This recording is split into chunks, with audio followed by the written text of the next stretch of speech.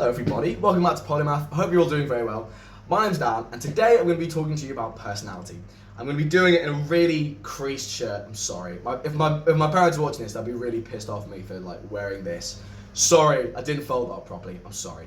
Anyway, so personality. First of all, defining personality is a bit different.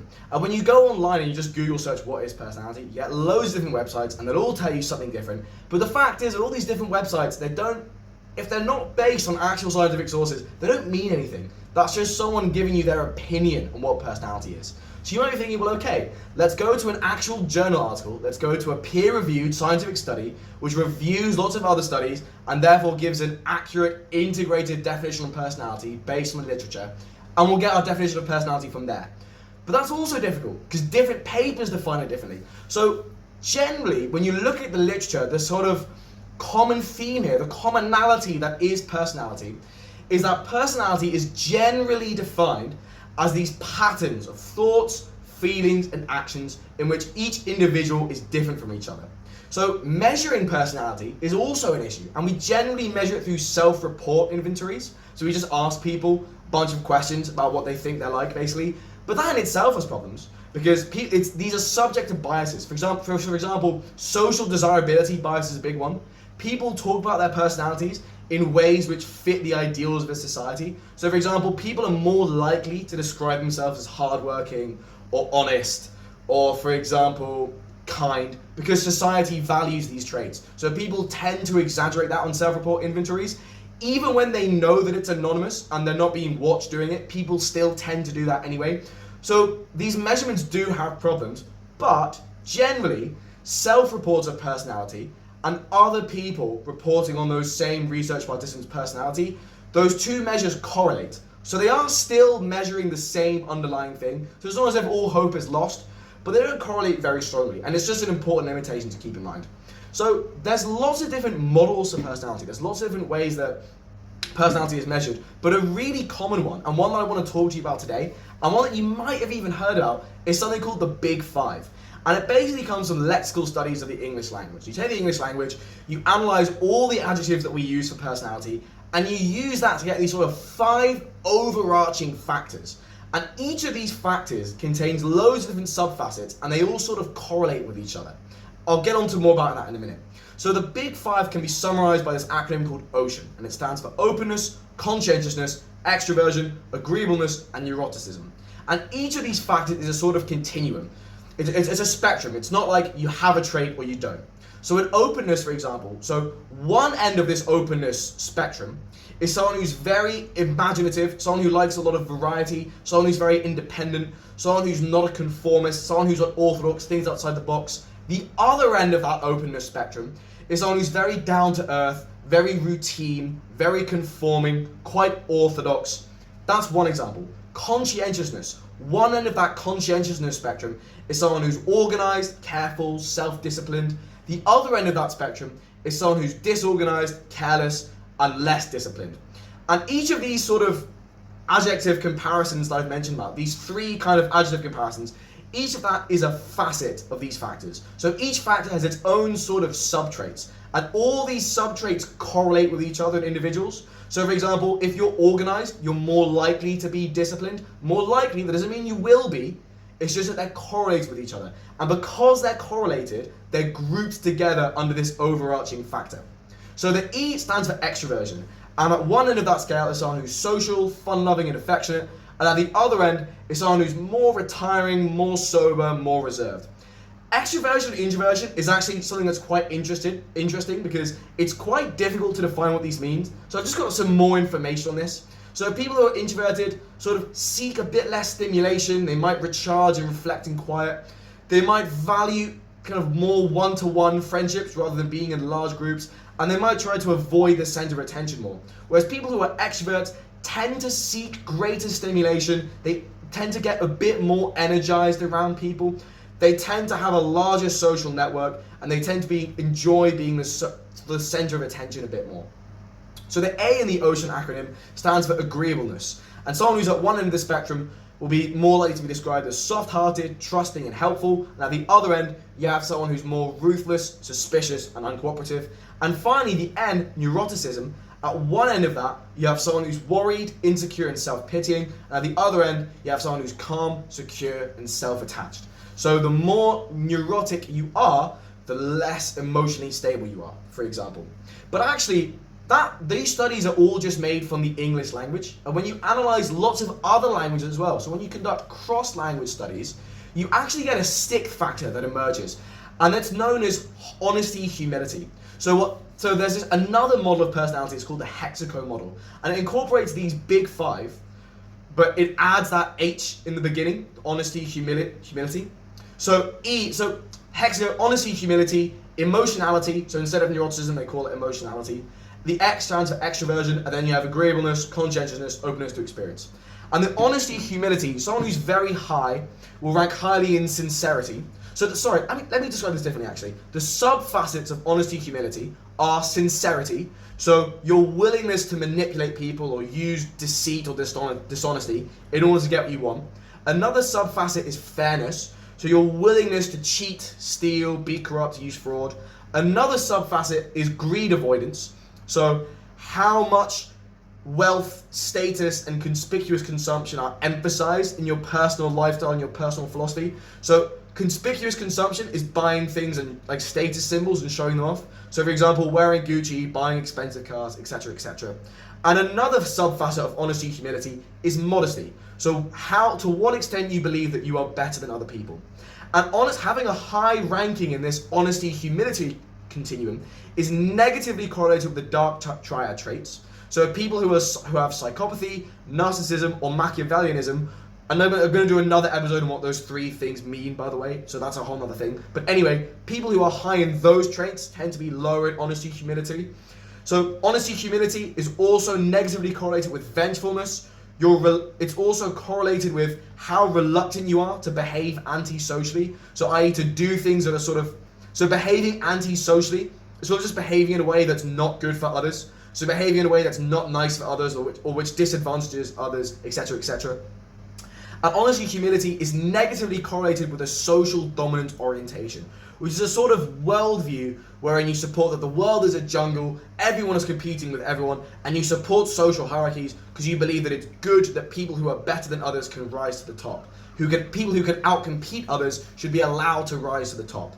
That's the gist of social dominance orientation, and it's negatively correlated with honesty, humility. Honesty, humility also negatively correlated with risk-seeking, thrill-seeking, disinhibition, your likeliness to steal, likeliness for workplace delinquency, so stuff like truancy, skipping work, fraud, and it's also negatively correlated with cheating.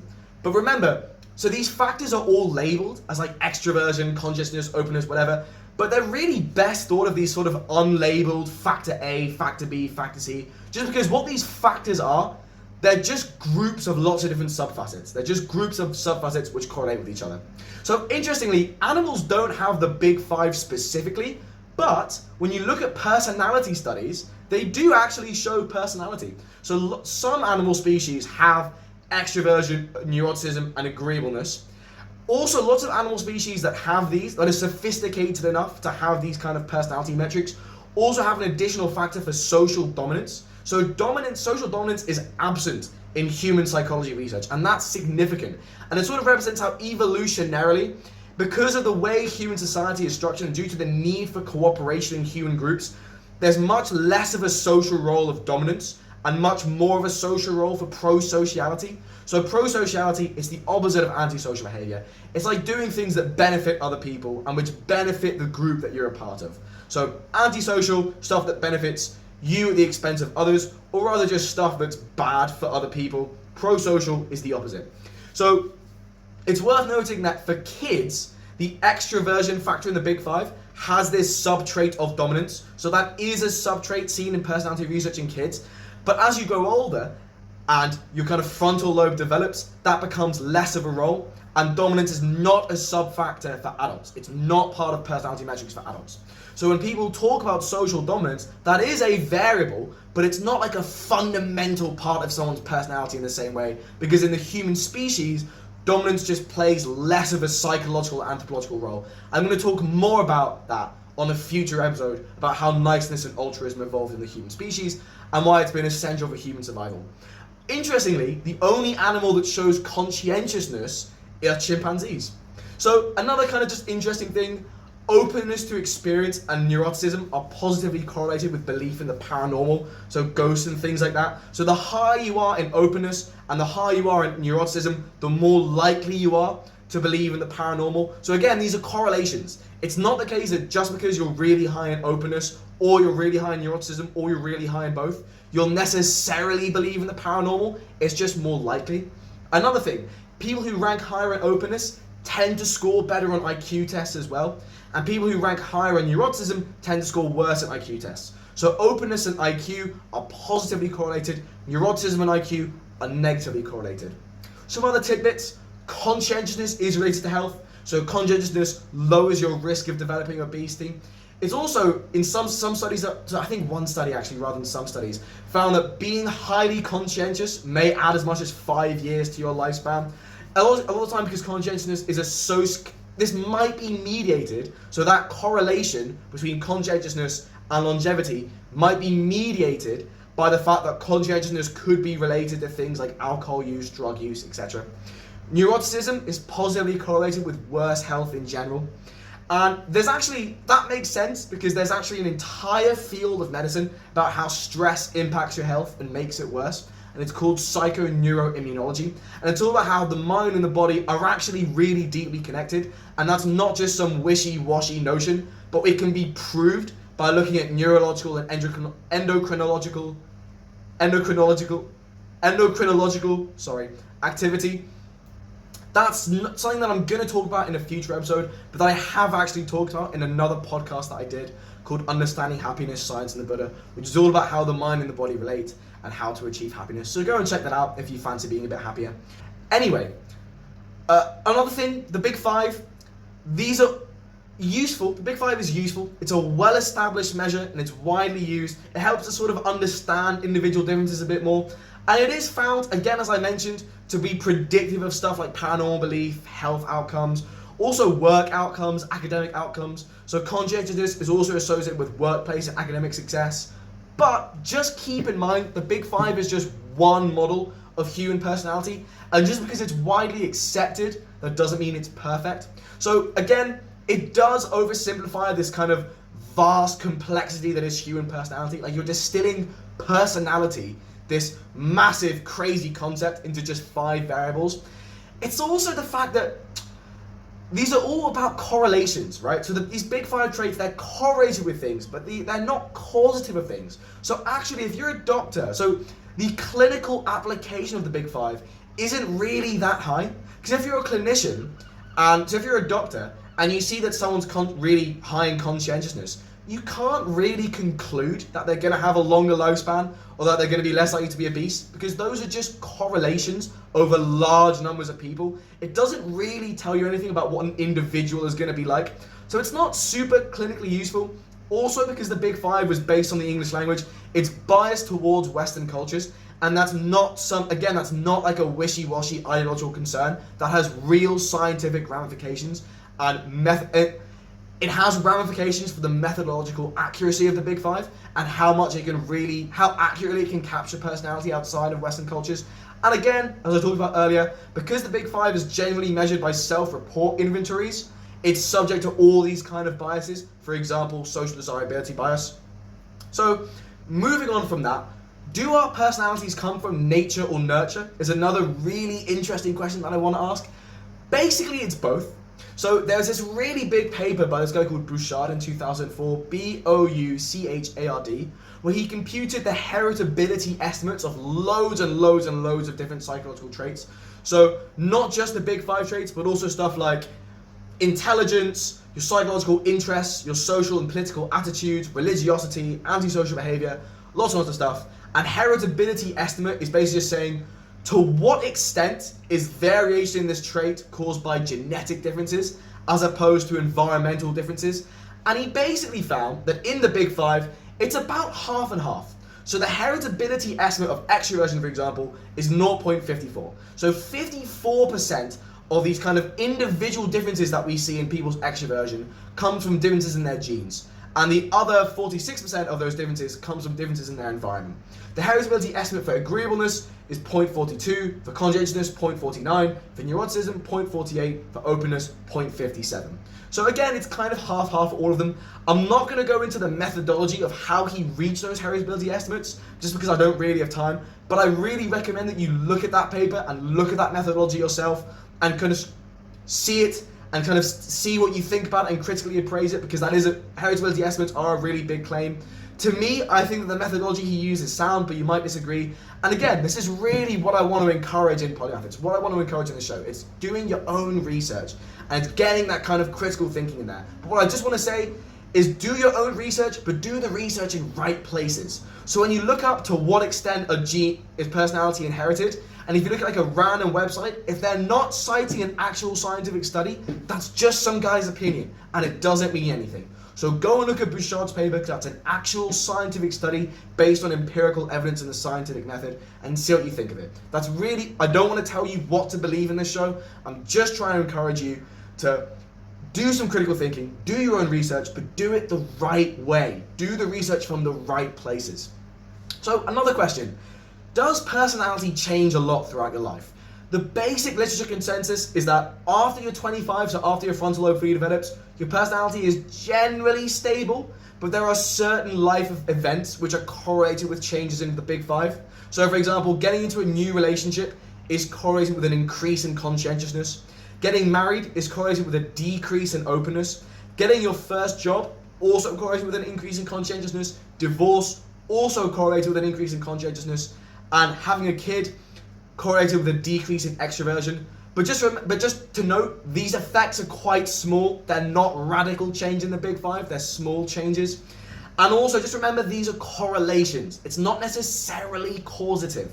It's not necessarily, you can't necessarily conclude that having a new relationship by default increases your conscientiousness. These are correlations averaged over large numbers of people. Another interesting thing, as you age, so extroversion, neuroticism, and openness are negatively associated with age. So as you age, you tend to get less extroverted, less open, and less neurotic. Agreeableness is positively associated with age. So you get more agreeable as you age. And the average level of conscientiousness is highest for people who are in about middle age. So another thing to talk about, gender differences in personality. Are there differences between women and men? Now actually there are. Women tend to score higher on neuroticism and agreeableness than men do. These are not large effects, but they are consistently reported. And it's probably due to both genetic and environmental reasons. So it's due to the fact that the role of a woman in society and the values associated with femininity and the personality that women are expected to have in society, and vice versa for men, that will affect how people turn out and are raised. But there are also genuine biological differences between the sexes. So, for example, we know that in the womb, testosterone, so embryologically, testosterone kills off parts of the brain. It sort of prevents development in parts of the brain responsible for empathy and agreeable communication, and it encourages development in parts of the brain responsible for aggression. And testosterone isn't the only biological factor behind biological differences in men and women, but the point is that these do exist. And differences in men and women are both genetic and environmental. And I'm saying men and women, the differences between sex and gender and what sex and gender actually are, I'm going to talk about another time in another Polymath episode, so I'm just going to steer clear on that for now. So on extroversion, neither women nor men are higher overall, but women score higher on the sub-facet of extroversion, that is warmth, and men score higher on the sub-facet of extroversion, that is assertiveness. It's important to note, assertiveness is not the same as dominance, because dominance tends to be antisocial. The assertion and maintenance of dominance tends to make other people feel bad. It's not nice for other people or for a social group to experience. Whereas assertiveness isn't antisocial in that same way. In fact, assertiveness is essentially making your will known and pursuing that will without being antisocial. So assertiveness versus dominance, really, really important difference there. And it's one that has sort of political ramifications as well, because certain communities online tend to blur the difference between the two with quite bad effects. I talk more on that about episode 23 in radicalization. But it's just really important to note, gender differences in agreeable and neuroticism are very, very small. So actually, there was this really big systematic review and meta-analysis by this. So what that basically means is this group of researchers, led by this guy called Kling in 1999, took loads and loads of different papers and statistically analysed all of them to look for an overarching effect. And they found that men tended to have higher self-esteem than women, but by a really small amount. So there was a 55.6% chance that a randomly selected woman would have a higher score on neuroticism than a randomly selected man. And you might be thinking, whoa, 55.6, that's massive. But just remember, a 50% chance that a random woman has a higher neuroticism score than a random man is just a 50-50 chance. It's just chance. It's just random chance. So if that statistic was 50%, it would mean that there was no systematic differences between women and men when it comes to neuroticism, because there's just a random chance. It's just chance whether a woman will happen to be more neurotic than a man. Now, this chance is 55.6%, so it's slightly higher than that 50% benchmark, but it's a really negligible difference. And when you plot it on a bell curve, this is the bell curve that you get. So you can see males are really slightly higher for neuroticism, in terms of self-esteem, but it's a really small effect size. So politically, openness is correlated with left-wing political views, so liberal political views. Conscientiousness is correlated with right-wing political views. Now this makes sense because I mentioned earlier that openness was correlated with higher IQ. In fact, socially liberal views, for example, views on feminism, racial equality, divorce, abortion, euthanasia, are correlated with a higher IQ. Now, that's a really big claim to make. And if you're listening to this and you're pissed off, or you think I'm pushing an agenda, or you think that I'm biased, or you think that I'm lying, or you just don't believe me, that's completely fine. Because again, I'm not trying to tell you what to think. I'm just trying to report an academic consensus to you. So if you've just heard that, if you have just heard the notion of me saying that socially liberal views are correlated with higher IQ, and you think that's BS or I'm lying to you, go and look it up. It's good that you doubt what I'm saying. It's good that you're suspicious that I'm pushing an agenda on you, because that's critical thinking. That's great. What I'm saying is just encourage that in a right way. Google search correlation between IQ and political stance. But when you do so, Google correlation between IQ and political stance, journal article. Because if it's a journal article, it's going to be an actual study. Whereas if you just Google search correlation between IQ and political values, you'll get loads of websites, you'll get loads of YouTube shorts, you'll get loads of random people telling you something, and none of it means anything. Because anyone can say anything on the internet, and they can sound really confident doing it, but ultimately, if you're not getting that information from scientific studies, which gather actual evidence and use the scientific method and try to control for bias and other methodological issues, it doesn't mean anything.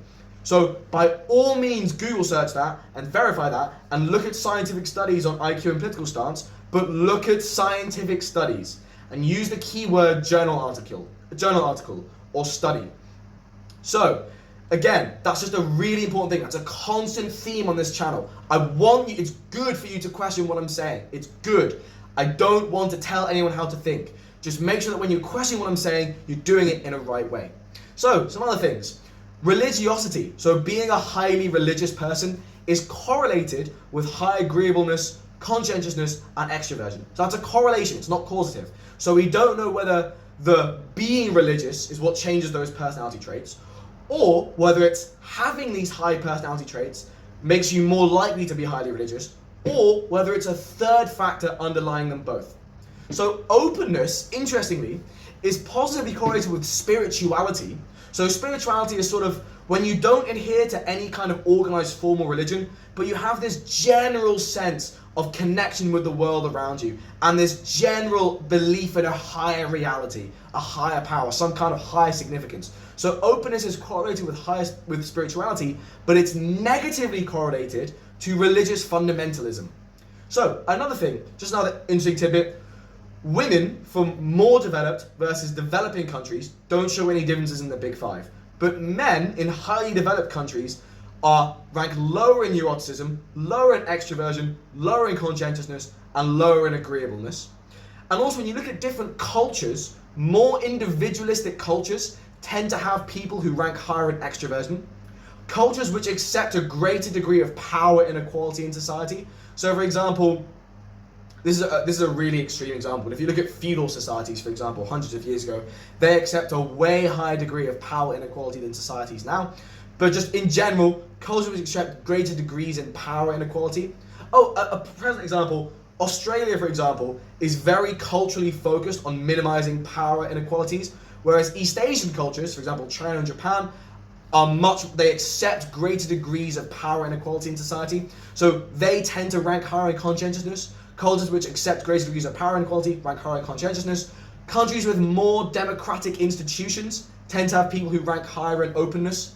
But what this really begs the question of is the Big Five even valid outside the West? Because the Big Five was analysed using lexical studies of the English language. So some studies have found that the openness factor specifically doesn't translate too well in Asian cultures, and then in Chinese participants, openness doesn't even emerge as its own overarching factor. But the other traits such as agreeableness, extroversion, conscientiousness, neuroticism, there's less controversial on those. So there has been in recent decades much more research in different cultures, and there's been lexical analyses of different languages. And what's interesting is that lots of concepts in Asia, lots of these personality concepts, focus on the relationship between the individual to others. So for example, in Korea, a facet that emerged in personality studies is Cheong, which kind of translates to group feeling. And in Japan, a personality facet that emerged in literature is Amai, which is sort of like the dependence pattern and attachment pattern between a mother and their child. Another concept that crops up in other countries in personality is traditionalism versus modernity, which is kind of similar to openness. And again, politically, openness is positively correlated with having less traditionalist views, but it's not quite the same. And what's interesting is that stuff like Amai, so the concept I talked about earlier, about how different attachment patterns between mother and child, Amai was also observed in Chinese and American participants. So as long as if different cultures are fundamentally different, and that personality studies in one culture are just completely inapplicable to other cultures, it's just that different cultures emphasize different things, and the way the different societies are means that personality manifests itself a bit differently, and different aspects of personality manifest themselves a bit differently. Like, human nature is constant across the world, but the environment that you're in sort of focuses on how that human nature manifests and what kind of aspects of human nature shine more than others. This is dominant view in cross-cultural psychology.